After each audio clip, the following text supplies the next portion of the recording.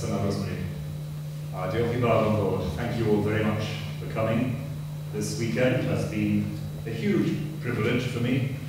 I've been able to visit a number of familiar and less familiar sites and to feel myself very deeply at home once again. So I'm very glad to have this opportunity of sharing with you in this unique political context some thoughts about society and community. How and when does society become community? Because society is largely a neutral word. Society is about the backdrop against which we live. It's about many of the relationships and interconnections that we didn't choose but are part of our mental furniture. And yet, we want to say that society in itself, as a concept, doesn't have very much of a moral tone to it. Whereas the word community more obviously does. So much so that it's almost become a cliche. Community values, community action, community solidarity are immediately, obviously good things. But why? How does this work? And what are some of the specifics that add that moral value to the background against which we live and the connections which bind us together? In my remarks today, I'll be suggesting 4 particular areas in which I believe community is most evident. 4 particular kinds of priority for those who want to turn society into community. And all of them depend on one foundational assumption, that community occurs when people take responsibility for one another. Community occurs when people take responsibility for one another. When we're occasionally told we're all in this together, with varying degrees of plausibility, that appeals to the sense that a solidarity experience, a community experience, means that what happens to me and what happens to you are not separate issues. My fate and my well-being is bound up with yours, and if it is bound up with yours, I have some responsibility for understanding, managing, and nurturing that reality. So if that's where we start, with the notion that community is about taking responsibility for one another, being answerable for one another's well-being, what would be some of the things that community makes less likely? What are the things that community pushes back at? What does community challenge? And I'm going to come at this from that rather negative point of view to start with, because I think that may help us actually get a clearer grip on the issue. Rather than saying what community is, I'm going to begin by saying what community isn't. See where we get with that. The first thing I want to say is community, in the sense I've suggested, challenges inequality. I put it that way around because I'm not saying community is essentially egalitarian, that the only true community is where everybody is equal in some abstract sense. I want to underline the fact that community as an ideal, as a moral value, pushes back against inequality. And it's been said with a good deal of backing and a good deal of plausibility that societies with the highest levels of income inequality and inequality of access to services are societies with the highest indices of happiness, the lowest indices of well-being. Famous research of Wilkinson and Pickett, embodied in that very striking book, The Spirit Level, a couple of years ago, draw this out very clearly. Put alongside the measurements of inequality and the measurements of declared unhappiness, you see the correlation immediately. Where the gap is widest between the wealthiest and the least wealthy, the levels of dis-ease in society are most clear. So, To speak about community in that context, to speak about taking responsibility for one another, is to challenge society about what levels of inequality it is prepared to tolerate. Not in the name, as I've said, of an abstract ideal that everybody should be equal, but simply in the name of the pragmatic recognition that the wider that gap is, the more dis-ease, discontent there is going to be. My second challenge area is the conviction that community pushes back against managerial and functionalist approaches to human beings. Community, as taking responsibility for one another, assumes that the other for whom you're taking responsibility is a three-dimensional person, not an item, not an abstraction, but somebody with a particular history, with a particular set of strengths and weaknesses, with particular gifts to give. Reduce that three-dimensionality to something else, and you are reducing the chances of a vital and healthy community life.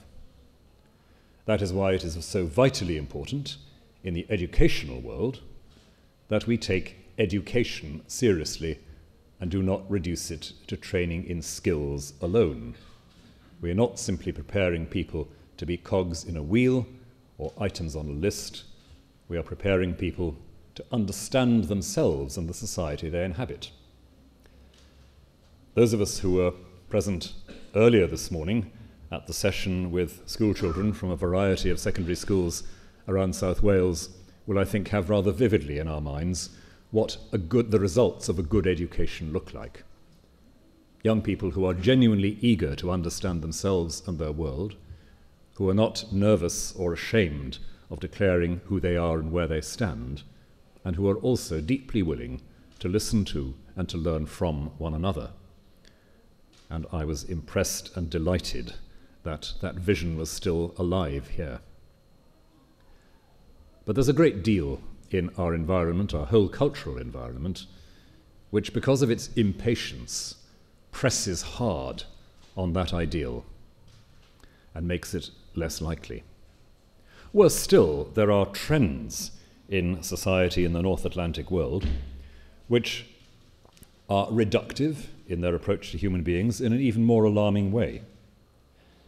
There will shortly be published a study by the American economist and sociologist Michael Sandel under the title of What Money Can't Buy, in which he lists some of the things that have become commodified in recent years, some of the things for which you can now pay,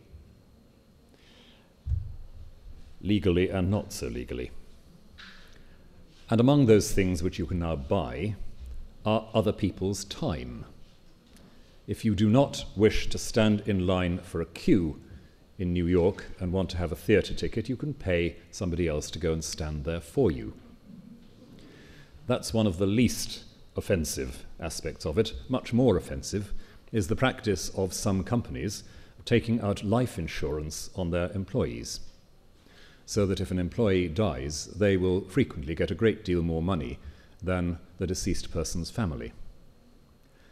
And my thought on reading these pages was, I hope appropriately, a biblical phrase. When the fall of Babylon is announced in the book of Revelation, the last commodity in which Babylon is said to have traded is the souls of men. And what we see in that commodifying of human life, time, well-being, is a trade in human souls. That is something which manifestly makes the ideal of community and mutual responsibility far less likely.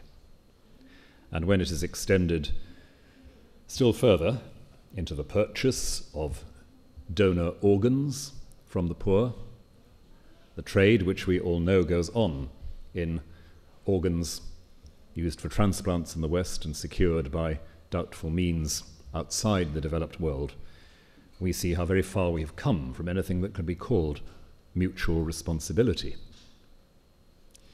The managerial, functional approach, which seeks to reduce everything to commodity, is one which, whatever its surface allegiance to ideals of diversity, actually seeks to smooth everything out into lumps of material on which price tags are affixed. And, as I hinted already, to take seriously the opposition to this managerial or functional or commodifying strand is actually to take seriously the reality of human diversity. Once again, the three-dimensional character of your neighbour. The third thing, which I believe the community vision challenges, is the downgrading of an idea of public and shared benefit. There are some things that are by definition impossible to understand as an individual good alone. Some things which are inherently good because they require and produce cooperation. As somebody pointed out some years ago, it may even have been Amitai Etzioni, the great theorist of communitarianism, you can't be individualist about fire brigades. That is a necessarily social good. Either it is something shared or it is nothing at all. But part of recognizing that is to recognize that leaving public or common goods entirely to chance or even to tender is something which threatens a full-blooded sense of mutual responsibility. So the challenge is not only to the forgetting of the character of public goods, it's also to the growing tendency to assume that you can leave the provision of public goods to chance. And that means not, and I'll come to this in a moment, not an assumption that all problems are to be solved top-down from the state, because that is no more faithful or helpful to community than anything else. It's a challenge to find the right kind of balance between statutory provision and local initiative, which is the key to so much of what we're talking about here. Because the fourth and final area where I think challenge is involved is that a mutual taking of responsibility pushes back at a passive welfarism, a passive statism, as some people call it, that is, an assumption that the state is the provider and the solver of problems, the provider of solutions, the solver of problems.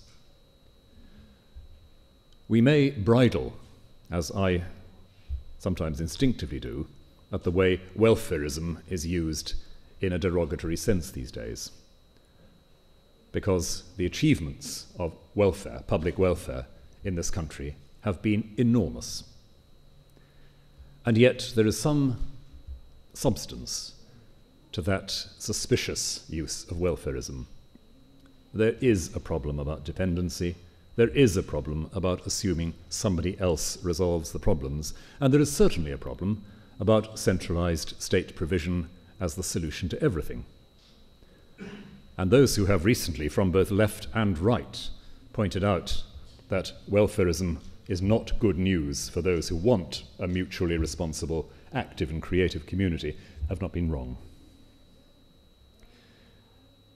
As I said, I've chosen to come at the question of community through those negatives. And bodying out what they mean in positive terms would be a very long job indeed, certainly longer than I have time for in these brief remarks today. But I hope that by identifying some of the things that community values are intrinsically against, we may have a sharper sense of what we need to beware of with any set of political and social solutions that were offered. The values of community challenge inequality. They challenge managerialism. They challenge the unbridled market in public goods, and they challenge passivity and dependence. Much of that, of course, points us back to a particular kind of social and political vision that has been very much part of Wales's own history, and that is the cooperative tradition in the broadest possible sense. A cooperative tradition which was never in Wales simply about voluntary agencies responding to local problems, but was about keeping up simultaneously local initiative and pressure on the public purse to support local initiatives. Basic public provision fleshed out in active local initiative. Basic public provision fleshed out in active local initiative. That seems to me to have been the political ideal at its best of the cooperative movement in Wales, and not only in Wales. And it's something which, again, has some challenges in it, challenges to many of the current orthodoxies of both left and right in our politics.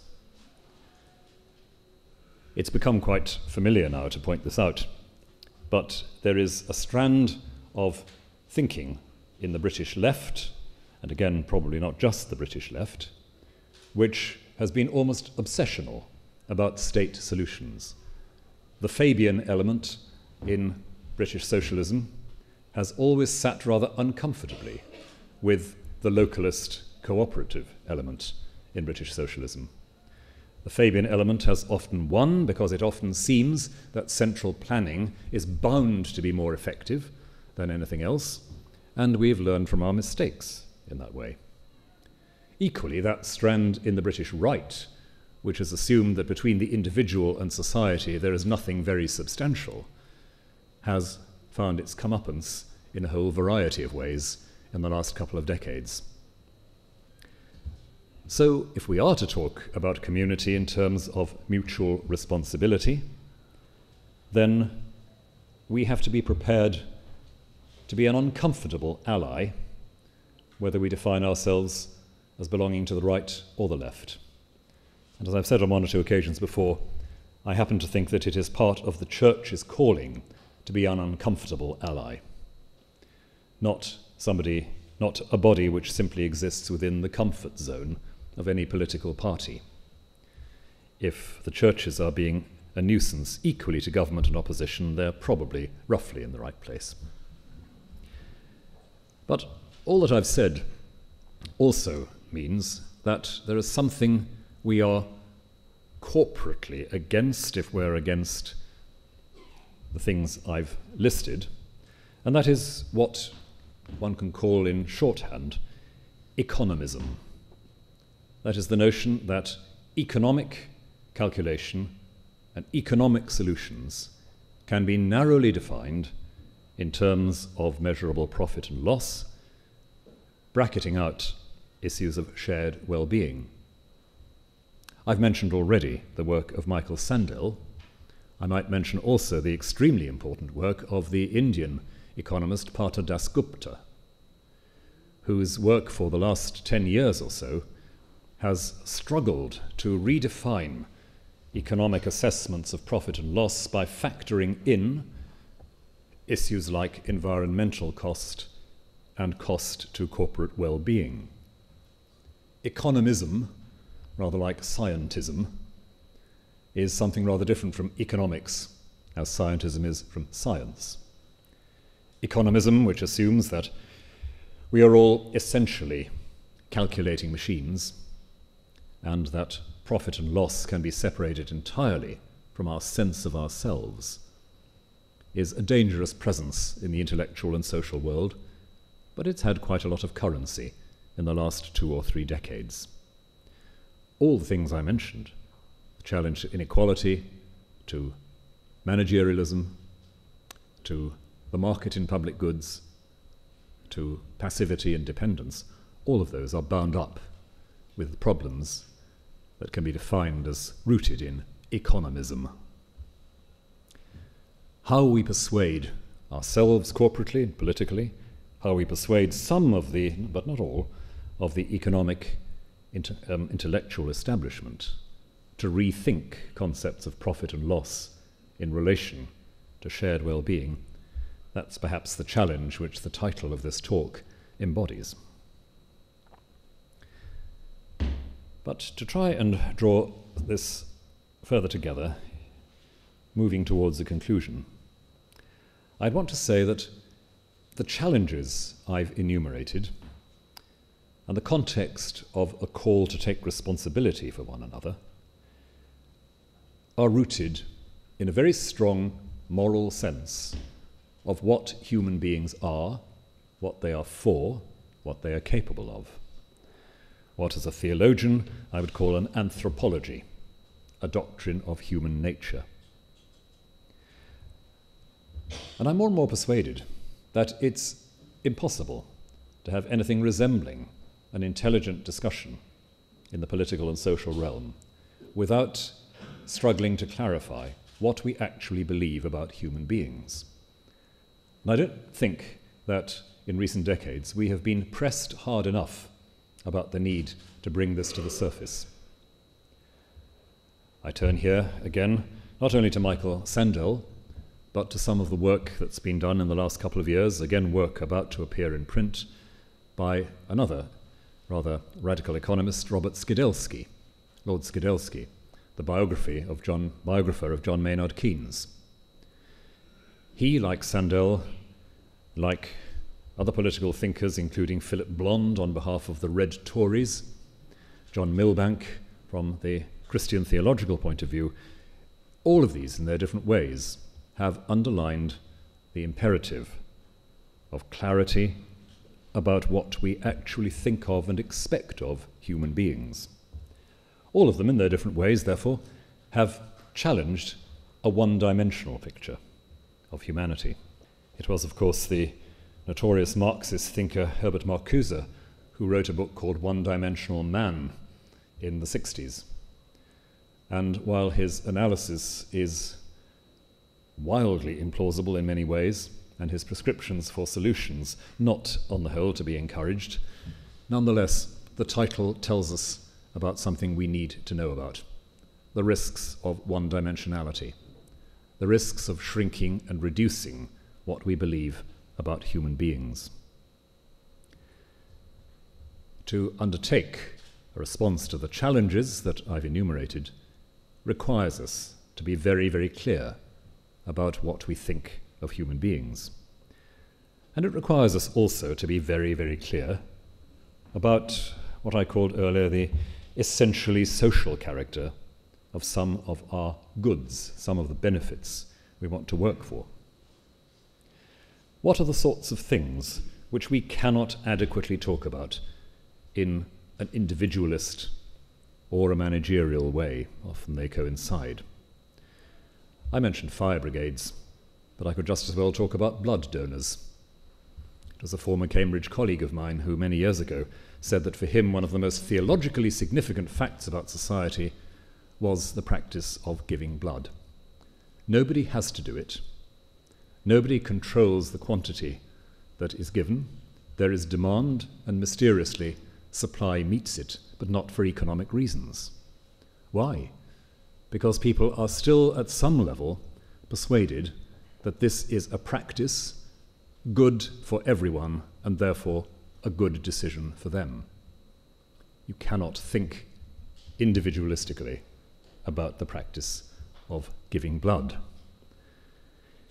Though those of you who remember Tony Hancock's blood donor sketch may realize that it's not always as simple as that. But perhaps in other ways too, we can talk about how we locate and how we value the presence of sport and art in common life. Sports and arts are, again, public goods. The individual artist or writer is not someone simply expressing themselves, but somebody offering a gift for understanding, stimulus, challenge, stretching in a community. Sport, as we have very good reason to know in Cardiff particularly, sport is something which not only requires spectators to be around to applaud, but feeds into the self-image and self-understanding of an entire community, but is itself, in itself, a cooperative enterprise which, in spite of some aspects of what I'd have to call the football industry these days, is not best served by primarily individualistic approach to things. There's a wonderful blunder in a 19th century novel about university life by somebody who had clearly never watched a boat race. The author is describing her hero as part of a team competing in a boat race. All rowed fast, but none as fast as Stroke, she says. That nice little phrase encapsulates exactly what is wrong with an individualistic approach to some of these issues around sports. The point is that the good of a good game, the good of a good play or concert, is the good both of the group together, producing something, and the good for a participating community around. These are intrinsically social, shared goods. And to hold on to that is once again to witness to something we believe about the nature of human beings. To witness to the fact that human beings are not adequately described in terms of consuming, in terms of individual self-expression, individual profit or wealth. That well-being is itself a shared matter, which is why spiraling differences in income, for example, are such a problem. And if we have the requirement of a good doctrine of human flourishing, human dignity, if we have that robust view of what social goods, shared goods are really like, we have, of course, a very good rationale for being deeply serious about the moral thrust of education, by which I don't mean simply classes in ethics for young people, but a whole educational framework which takes it for granted that the educational institution is there so that three-dimensional persons may emerge, so that citizens may emerge. And that really is where I want to bring these remarks to a conclusion, the idea of citizenship. A community where people are taking responsibility for each other is a community of citizens in the fullest sense. Society doesn't necessarily require citizens. It may require lawmakers and people who obey laws, but it doesn't necessarily require people who act in the civic context because of what they believe about themselves and their neighbours as human beings. I believe very strongly that a proper notion of citizenship is one which takes for granted that three-dimensional humanity I underlined. A proper notion of citizenship tells us something about how community works, because it tells us something about responsibility for and with one another. For me, as a Christian, that is a model with its ultimate roots, of course, in a theological doctrine of humanity, but also a theological approach to community. I read every day scriptures which remind me about the nature of a community in which the purposes of God are visible, whether it's the community of the Hebrew scriptures living under law, or the community of the Christian scriptures, where, as St. Paul says, we work as a body, in which there is nothing good for one part that isn't good for the whole, and nothing bad for one part that is not bad for the whole, and in which we all have something we are called upon to contribute to the flourishing of an organic whole. How does society become community? By discovering the roots of a three-dimensional understanding of humanity, by discovering what citizenship fully and properly is, by discovering something of the depth and surprise that belongs to human nature. I hope and trust that in this building, in the institution which it serves and represents, and in this nation, that's a vision which still makes sense and is still felt to be worth pursuing and capable of attainment. Thank you very much. Well, I think we did get one or two hints about the things that are left to do, didn't we, over the next few months in that speech. But now it's your opportunity to ask questions, and if you'd like to ask them in Welsh, I don't know whether you'd like to attempt a few words of answer in Welsh, but there will be translation service Anyway, to those who would like to ask their question in Welsh. Where shall we start? Yes, there'll be a microphone coming to you so that we can all hear your question. Thank you. We did start by saying there was a political context to today, and the chair is a political commentator. The introducer was the presiding officer of the Welsh Assembly. We have many political people here today. So I'd like to ask you, please, how it is that all that you've said today relates to the achievements of the Welsh Assembly government. May I say that you've spoken particularly about economic matters, about the definition of a human being, which are very challenging. I think over the years the Welsh Assembly government has had some great moments and some possibly not so great moments. Could I ask you, please, what do you see in terms of the Assembly government's desire to become a mature democracy?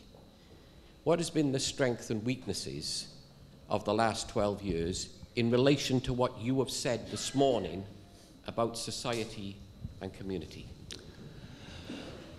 Right, well, thank you very much. A State of the Nation speech, yes? I speak with hesitation about this because I've not been, as it were, on the ground observing in Wales for the last decade. But let me pick out two things which have struck me positively about the Assembly and one or two areas where there's obviously still work to be done.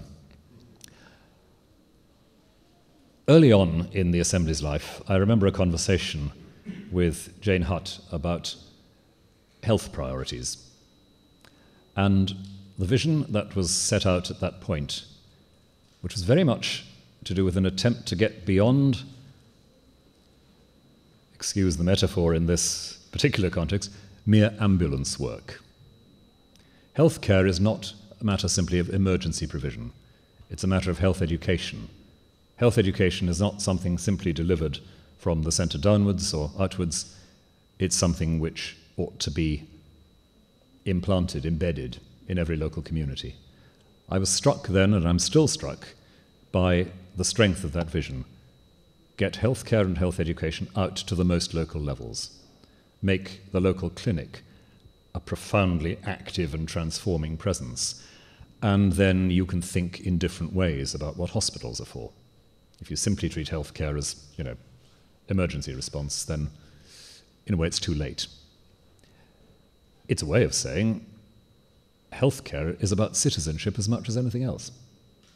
Now, how that has fleshed itself out over the years would be a long and complex story. And I know that the Assembly government has had very much the same challenges, the same successes and failures as government elsewhere, given the economic pressures. But I just note that as a real visionary element in how things began. Likewise, I think that the willingness of the Assembly to take sometimes a quite risky and independent line on education and on educational funding has been a significant positive element in its history. And I think you'll gather from what I said earlier why I think that's the case. I'm very concerned that we have a culture which is both rather suspicious of higher education and at the same time wants as many people crammed into it as possible. And speaking as somebody who's about to go back into the world of higher education, I'm painfully aware of three completely incompatible imperatives that are pushed at the educational world: increase access, decrease costs, maintain excellence. Now that's a bit of a Rubik cube, fiddle around with that a lot. But I think the Assembly has been very helpfully clear about some of its priorities for the Welsh people there. I suppose on the other side of the equation, there's the unresolved question of how to break the political mould. And this is a very large issue. But when I look at party divisions in the Assembly, I'm sticking my neck out a bit here. When I look at party divisions in the Assembly, I note that, of course, they, to some extent, reproduce party divisions in the UK more widely. But is it set in stone that the party divisions of the nation need to reproduce themselves in the same way here in Wales? Or are the issues so different that the alliances are different? Now, the presence of Plaid Cymru, of course, in Wales changes the landscape a bit. But I wonder, I'm looking at those people around here who belong to Welsh Conservatives, Welsh Liberal Democrats and Welsh Labour groupings, and I wonder how the connection is made, whether sometimes there's a temptation to take for granted that you have to reproduce the familiar national patterns here. But that underlines the whole complicated issue of what the relationship really is between devolved government and Westminster. And that would be a whole different lecture. But I just mentioned that as one of the concerns ongoing. Thank you. Having heard a googly of a first question, I thought you might prefer Thomas à Becket, but I will stay away from him. Who's next? Gareth. You talk about profit and loss, but certainly looking at the Welsh economy, it has been running at a loss for a very long time. Can you build a sense of community when there's so much disadvantage? The kind of economic loss you describe is, of course, one of the things that does radically undermine community. The more people feel themselves at risk, the more temptation there is to back away from taking responsibility for each other. The small social miracle, not so small really, is that so much of the mutual spirit does survive. And yet, this is 10 years back, of course, 10 years and more back, but ministering in the southeast of Wales for nearly 11 years, I think what used to concern me most was not only the low expectations that are created by this, but the low expectations of one another that can be created by this sort of economic impoverishment. That it's still possible to draw together people to talk about what is connected with the corporate well-being of an area, that's important. I think the church has had a significant role in that, among other institutions.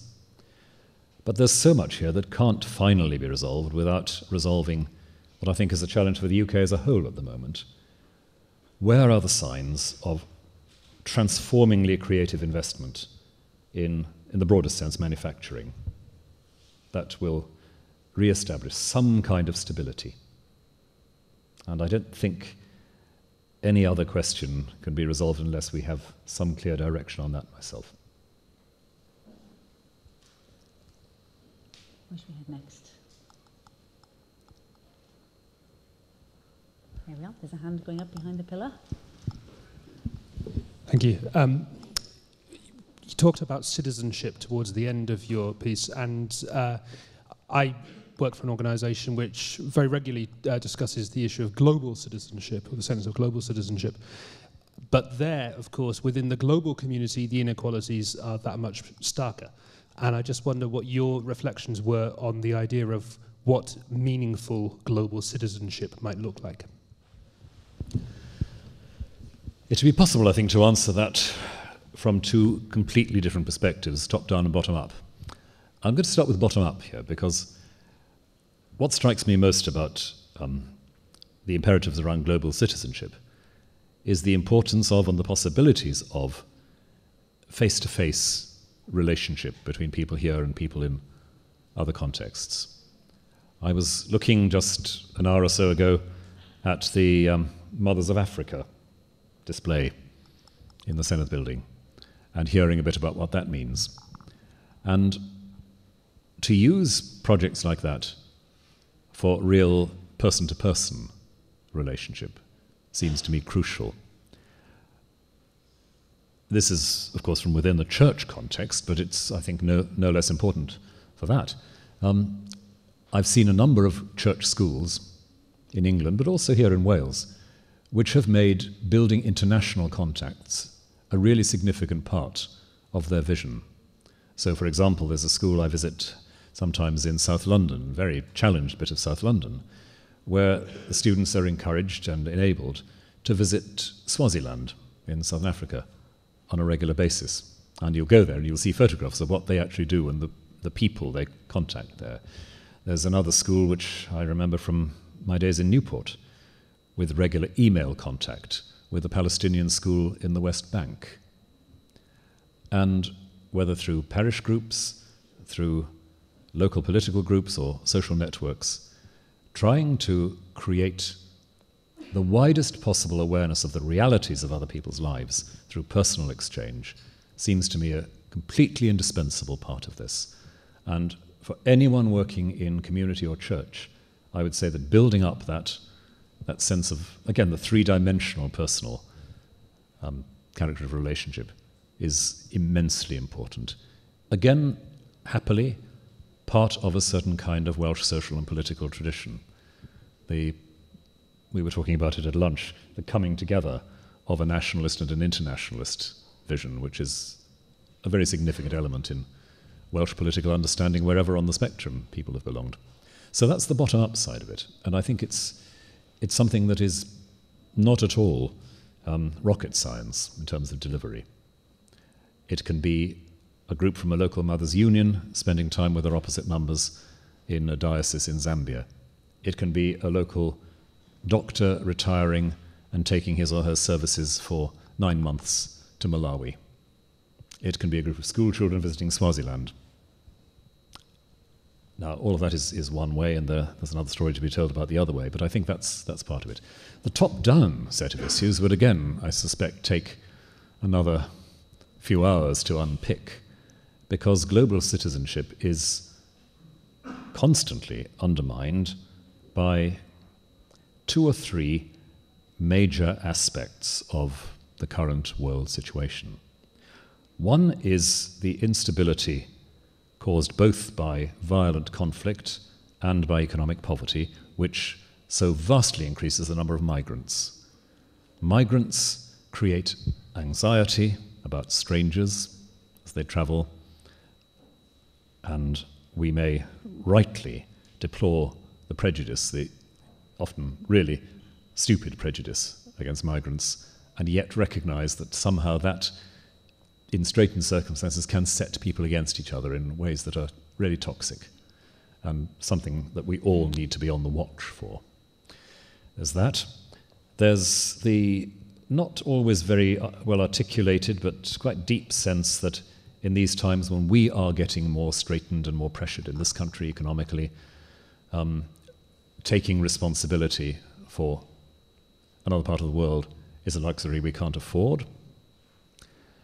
And there's a whole complex set of issues about security, which again has made it that bit harder to think of belonging together. But that being said, I think it's important and praiseworthy that the Westminster government has, somewhat through gritted teeth, but nonetheless very doggedly retained its commitment to the level of international aid. That has not yet disappeared, and that's not nothing. It's interesting also that when some of the facts are explained to people about how international aid works, there's far less suspicion and uncertainty. There's a very good film, a very short film made by one international development-related charity I know, which simply does a sort of vox pop with people, asking them, what percentage of the UK budget do you think is spent on foreign aid? And people will say, 20%, 25%, or something like that. And then they say, what level of development in, say, education, how many people do you think can be brought into education by spending such and such a sum of money? And the film begins with these questions, people coming up with these rather wild answers. And it ends with people being told what the real figures are. The aid budget is 0.7%. You can bring 1 million school children in Africa into full-time primary education by the expenditure of a couple of £100,000, and then you see people scratching their heads and say, well, that sounds like value for money to us. People can still be persuaded about this, so there's a lot of work to be done there again, and something I'm personally very committed to. Why do you think they are so wildly wrong? Why don't they know? Well, stick my neck out here again. We have a media in this country, print media, which is quite interested in panic stories, I think it's fair to say. And of course, we have that sense of insecurity. We have a very powerful sense of grievance sometimes that our resources are going to strangers, strangers, in inverted commas. We're encouraged sometimes to feel that we're being done out of our rights and our security, and because it is an insecure environment at the moment, even more than usual, there is that tendency. There's always the search, media or no media, for scapegoats. And I think also, putting up our hands as it were from the other side, sometimes the churches and the aid agencies are not good at getting their message out. And it can seem like one more unreasonable demand. Somebody comes around rattling their tin in Christian Aid Week, and it feels like just one more unwelcome thing, donor fatigue and all the rest of it. So I think the sort of message this DVD gets across is a very, very important one. I'd like to see more efforts in that kind of education going on.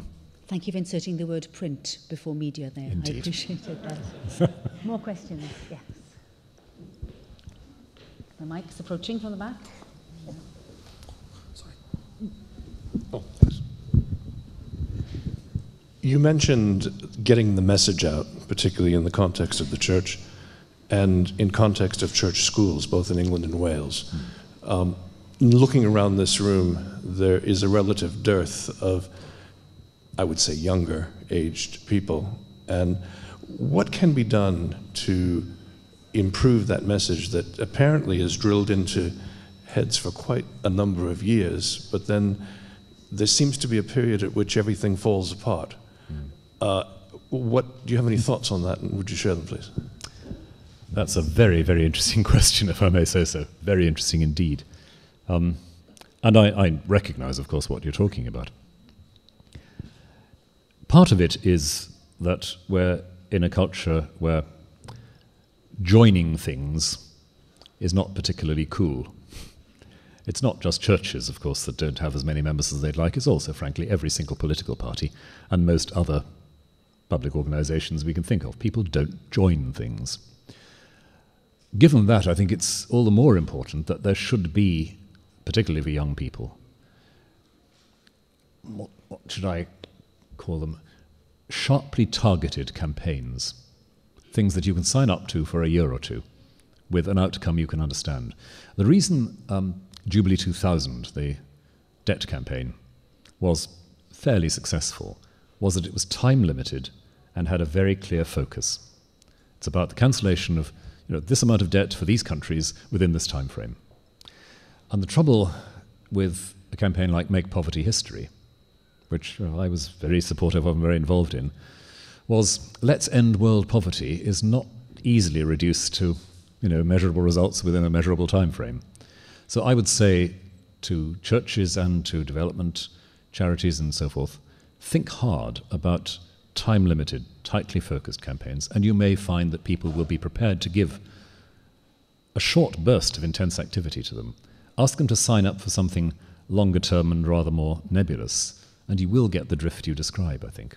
It's only part of an answer, but it's where I'd start, I think. Thank you. Someone right at the back. There is. Thank you very much, Archbishop, for your talk. The question I had was more focused on the negative aspect of community. So there's a very positive side of community. It is a moral value, but at the same time, I feel very loud back here. At the same time, community can be very negative. Every time you include someone, you're also excluding a part of society, a part of a community which isn't part of you. How do you combat this side of community? How do you create a community which is truly inclusive? Thank you. Very important point, because I think we need to be reminded sometimes we can be sentimental about community. And I've never been easy about identifying myself as a communitarian, because I think something like Etzioni's book and some of what came out of it is often sentimental about community, leaving out the potentially oppressive side of highly cohesive communities.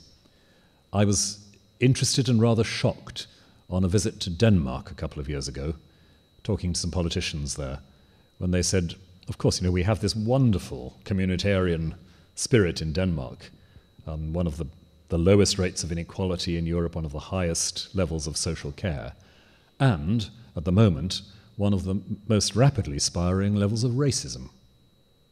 Because the downside of that intense folk identity was exactly, as you say, a deep suspicion of the other, not least of the growing number of migrants in Denmark. So it brings together a number of issues. It's an important warning.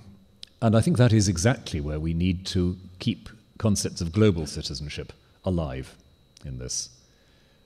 And where we need, again, speaking very much as a Christian here, where we need a sense that the community we belong to most profoundly is that of God's human children, rather than this or that racial or ethnic or linguistic grouping. A society that is deeply, morally, imaginatively engaged with its own identity and its own cohesion in good ways is one that, in the ideal world, is contributing something very positive to the life of another community, recognizing that the well-being of Britain and the well-being of, let's say, Malawi or Zimbabwe or Indonesia are not separable at the end of the day. And it's that sense that the well-being is not separable. You can't just be content with a world in which I know what's good for me and you just have to work out what's good for you. We get together to think about well-being. So, yes, global citizenship as part of what we try to instill in community, the global community. And I think we also really need robust global institutions. About 3 weeks ago, I spent a few days in Geneva with various engagements with UN agencies in Geneva. And for all the mud that is thrown at the UN and the complaints made about its political ineffectiveness in some contexts, the fact remains that the World Health Organization, the High Commission for Refugees, the Commission for Human Rights, if they didn't exist, we'd have to invent them. Because the notion that there really is some sort of parity of expectation for human well-being across the world, that is served often in unnoticed but exemplary ways by some of these UN agencies. So I think we need to support and strengthen those too. Thank you. It is very nearly 2 o'clock, which means we have time for a final question, and you got in there first. So, Aled Edwards.